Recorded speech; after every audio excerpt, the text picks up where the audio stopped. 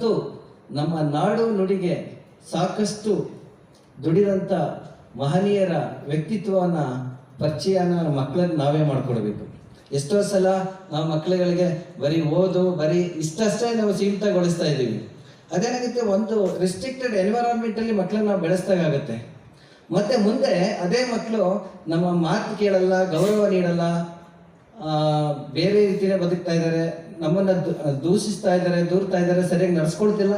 ಇದನ್ನು ಇವತ್ತಿನ ಎಷ್ಟೋ ತಂದೆ ತಾಯಿಗಳು ಹೇಳ್ತಾ ಇರ್ತಾರೆ. ಕಾರಣ ನಾವು ಮಕ್ಕಳಿಗೆ ಏನು ನೀಡ್ತಾ ಇದ್ವಿ ಅದು ನಮ್ಗೆ ವಾಪಸ್ ಬರುತ್ತಲ್ವ. ಮಕ್ಕಳನ್ನ ಶ್ರಮ ಇಲ್ದೇ ಬೆಳೆಸ್ಬೇಕು ಅಂತ ಹೇಗೆ ಅನ್ಕೋಬೇಕು.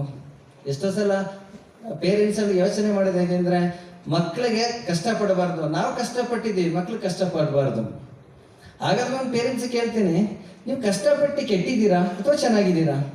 ಈ ಚೆನ್ನಾಗಿದ್ದೀರಾ ಅಂತ ಆದ್ಮೇಲೆ ನಿಮ್ಮ ಮಕ್ಕಳು ಕೂಡ